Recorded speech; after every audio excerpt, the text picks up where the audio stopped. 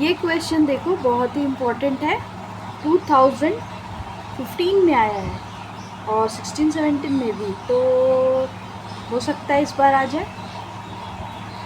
समझते हैं। Okay, from a point O on the ground, the angle of elevation of the top of the tower is 30 degree and that of the top of the flagstaff on the top of the tower is क्या है 60 degree. If the length of the flagstaff is 5 meter, find the height of the tower. ठीक है, इसको समझो। सबसे पहले यहाँ पे तुम एक टावर बना लेना, ठीक है। A B is a tower, tower बनाया। अब यहाँ फ्लैग स्टेप तो जानते हो, ये कितना मीटर बताया फ्लैग स्टेप?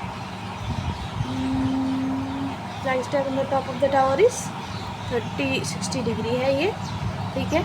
सबसे पहले point O on the ground, यहाँ से हम एक ग्राउंड बनाते हैं नीचे में, ठीक है। इस पॉइंट्स में हम ऊपर देख रहे हैं यहाँ पे, ठीक है। तो इस पॉइंट से top of A tower, tower के टॉप में देखेंगे 30 डिग्री बनेगा। दैट मीन्स ये तुम्हारा ये एंगल, सिर्फ ये एंगल 30 डिग्री है ना। And that of the top of the flag step, अब फ्लैग स्टेप यहाँ पे मान लो कि झंडी लगाया हुआ है, तो यहाँ अगर हम देखते हैं ओ पॉइंट से ऊपर top of the flag step में, तो वो 60 डिग्री बनता है, ठीक है। तो मतलब दैट मीन्स ये पूरा एंगल 60 डिग्री होगा, है ना। आसान। If the length of the flag step is 5 metre, बहुत आसान है। देखो लेंथ यहाँ से यहाँ तक एक झंडा लगा दिया टावर के ऊपर, तो ये 5 मीटर, ठीक है। Find the height of the tower, हमें ये निकालना है। तो let A B the tower h metre मान लो, एंड बी सी कहाँ है? ये B C be the flag staff 5 metre, that is given.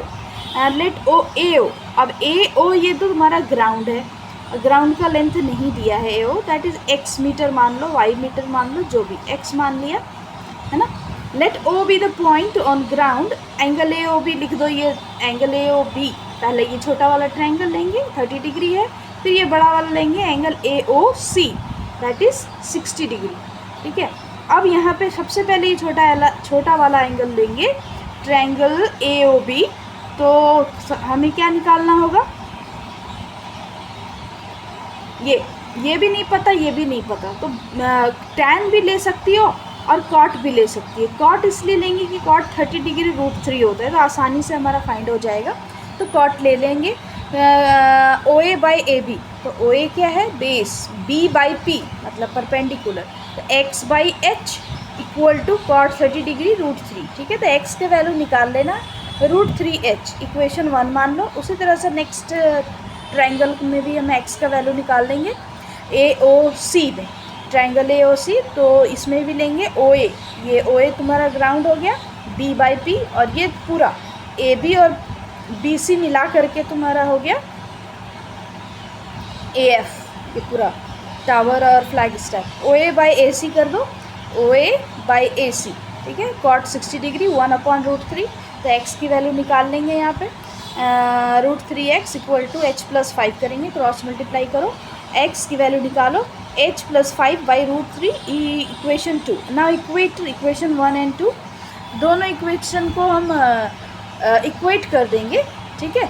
√3h ये पहला वाला इक्वेशन है x का, और दूसरा है h + 5 √3, क्रॉस मल्टीप्लाई करो, तो √3 ख़त्म, क्या बचा? 3h, ये h को इधर ट्रांसफ़र करो, 3h - h equal to 5, that is 2h, h equal to 5/2, इसको डिवाइड करोगी 2.5 मीटर, मतलब 2.5 मीटर तुम्हारा किसका हाइट है?